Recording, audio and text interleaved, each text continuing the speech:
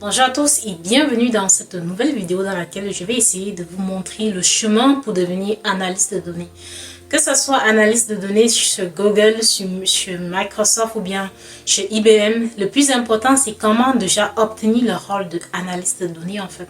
Parce que comme vous le savez bien, il y a plein de gens qui s'auto-proclament aujourd'hui comme analyste de données, scientifiques de données, experts en données. Ils ont tous les noms, mais en réalité, ils n'ont pas les compétences souvent très nécessaires pour cela. Et très souvent, même dans la vraie vie, ils n'exercent aucun rôle qui fait allusion à cela. Mais comment en réalité devenir analyste de données? Qu'est-ce qu'il vous faut comme compétence? Qu'est-ce qu'il vous faut comme connaissance? Et surtout, quelle formation pour devenir analyste de données? Donc, dans cette vidéo, je vous parle de tout cela pour ceux-là qui veulent vraiment exercer dans ce métier-là.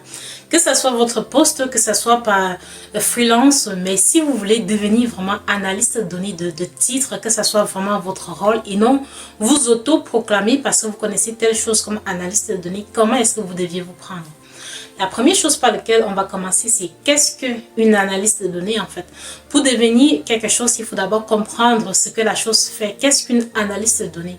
Une analyste de données, de façon globale, de façon simple, c'est une personne en fait qui aide une entreprise à prendre des décisions en se basant sur l'analyse et l'interprétation des données de l'entreprise. Par exemple, quand vous êtes analyste de données, vous aidez l'entreprise dans la prise de décision. Que ce soit par exemple une entreprise de commerce électronique, une entreprise en fait qui vend les choses, n'importe quel type d'entreprise, vous les aidez sur comment est-ce qu'ils vont gérer par exemple leur stock, les inventaires, comment est-ce qu'ils vont acheter leurs produits, quels sont les bons fournisseurs en se basant des données historiques. C'est ce que vous faites en fait.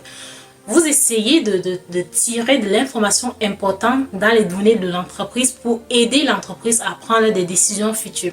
Donc, c'est ça votre rôle. C'est vraiment supporter l'entreprise. C'est de transformer l'information brute en une information compréhensible par tout le monde. Ou bien, au moins, par les gestionnaires de l'entreprise.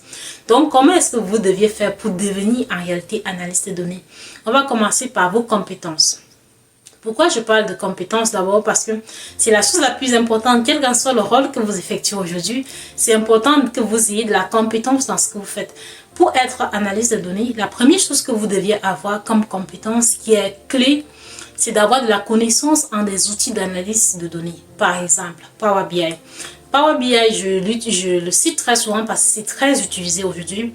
Quand on parle de l'analyse de données, très souvent, on va parler de Power BI parce que c'est un outil vraiment extrêmement puissant pour produire des rapports qui sont interactifs, pour vraiment vulgariser les données. C'est un outil vraiment extrêmement puissant au point où une personne qui a une bonne maîtrise de Power BI peut directement occuper un poste d'analyste de données. En fait, c'est incroyable, mais c'est vrai.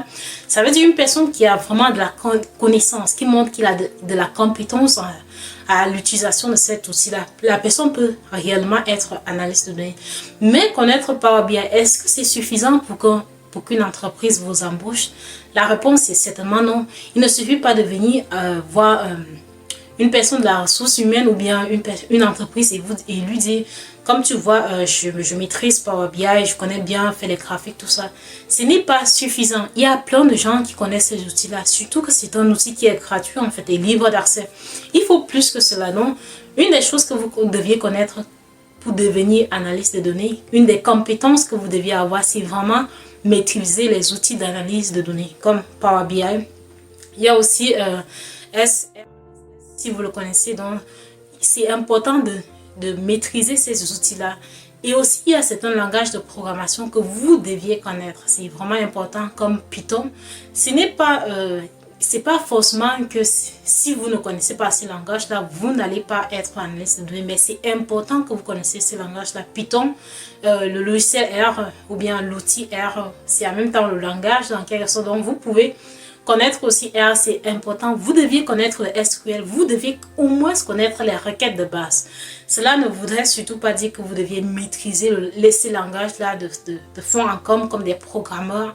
Ce n'est vraiment pas nécessaire. Mais connaître quand même comment utiliser ces langages-là pour extraire les données, pour faire des visuels, c'est important.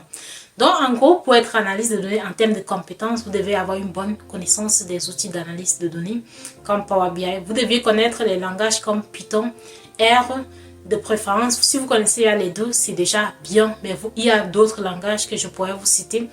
En plus de cela, vous deviez avoir une bonne connaissance, bien une bonne compétence en termes de la vulgarisation de données. Il faut aussi avoir une bonne connaissance ou bien une bonne compétence en termes de la communication. Vous deviez être quelqu'un qui peut facilement, en quelque sorte, communiquer l'information, parce que même si vous avez des graphiques, vous ne connaissez pas l'interpréter, même si vous avez comme une idée de ce que ça peut dire et que vous ne connaissez pas traduire cela en des bons termes.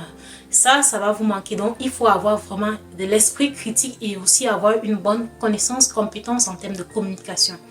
En plus de cela, côté formation, on vous dira très bien, c'est vrai, c'est pas parce que pour être analyste de données, il faut pas forcément faire des études en informatique et tout ça, mais la réalité c'est que c'est important quand vous faites une étude, les études en informatique, vous avez beaucoup plus de poids qu'une personne qui a fait par exemple les études en physique et qui veut devenir analyste de données. Donc c'est beaucoup plus, ça met beaucoup plus en avance vos connaissances quand vous avez une formation en informatique, en statistique ou bien en économie, dans les domaines comme ça, les domaines qui sont reliés en fait à l'analyse de données ou bien à l'informatique de façon globale.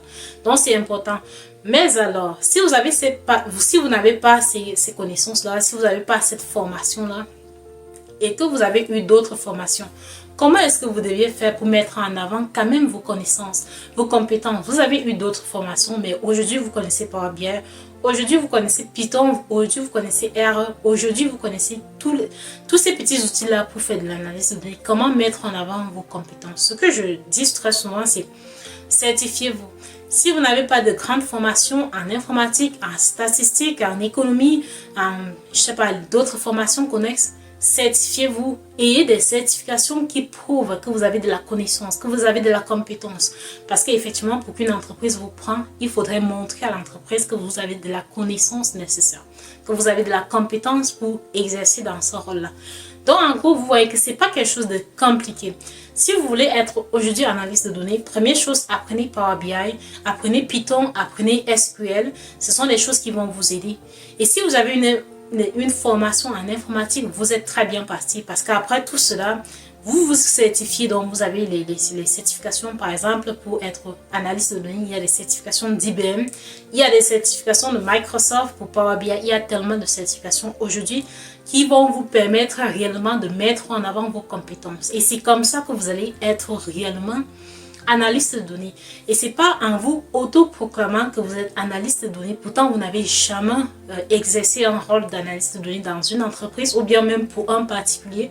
C'est vraiment au moment où vous commencez à exercer ce rôle-là, donc à faire des projets en tant qu'analyste de données que vous pouvez vous appeler analyste de données. Donc j'espère que la vidéo vous a plu et si ça vous a été utile d'une certaine manière, surtout n'hésitez pas à me dire en commentaire. Et surtout, si vous avez d'autres questions, si vous avez des interrogations, peut-être des choses que je n'ai pas dit ou bien des points à ajouter, surtout n'hésitez pas de me le dire aussi en commentaire. Et si vous avez aimé la vidéo, n'hésitez pas aussi à liker et à vous abonner à la chaîne pour des prochaines vidéos sur les analystes de données. Merci.